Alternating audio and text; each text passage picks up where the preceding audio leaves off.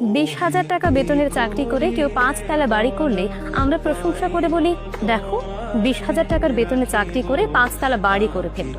আর তুমি কি করেছো? বিয়ের বাজারে দেখা হয় ছেলে সরকারি চাকরি করে কিনা। ছেলে সরকারি চাকরি করে, 5 তলা বাড়ি আছে, তার মানে সোনার টুকরো ছেলে। এমন ছেলের কাছে মেয়েকে বিয়ে দেয়াই যায়। কিন্তু ছেলে সৎ কিনা সেই জিনিসটা কজন খোঁজে? আমাদের সমাজে কে কত বড় বাড়ি করলো, কে কয়টা গাড়ি কিনলো, কার কত ব্যাংক ব্যালেন্স আছে, এই জিনিসগুলো দিয়ে মানুষের সম্মান পরিমাপ করা হয়। যে মানুষটা সৎ থেকে সারাদিন পরিশ্রম করে অল্প কিছু টাকা উপার্জন করে, তার প্রশংসা করতে আপনি কাউকে দেখবেন না।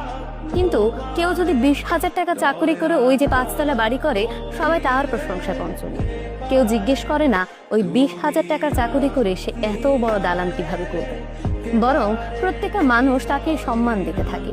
মসজিদ থেকে শুরু করে এলাকার বাজার, সব জায়গায় মানুষ তাকে সম্মানের সাথে ট্রিট করে। অথচ যে মানুষটা আসলে সৎভাবে ইনকাম করে নিজের জীবনযাপন করছে, সেই মানুষটা সম্মান পাওয়ার যোগ্য। আমাদের সমাজে দুর্নীতি বৃদ্ধির পেছনে যারা দুর্নীতি করছেন তারা যেমন দায়ী, তেমনি আমরাও দায়ী।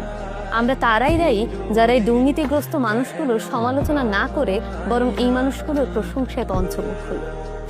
দুর্নীতি করে 5 তলা বাড়ি করা সেই সরকারি চাকরি করা ছেলেটার কাছে আমরা মেয়ে বিয়ে দিতে চাই। অবশ্য সব সরকারি চাকরিওয়ালা যে দুর্নীতি করেন আমি সেটা বলছি না, কিন্তু সবার আগেই দেখা হয় ছেলেটার ব্যাংক ব্যালেন্স আছে কিনা। সৎ চাকরি করা ছেলেটার বিয়ের বাজারে পর্যন্ত দাম কম। তাহলে ভেবেই দেখুন না, আমাদের সমাজে এই যে আমরা এই বৈষম্য তৈরি করছি, এটাও কিন্তু দুর্নীতির পেছনে অনেক বড় একটা কারণ।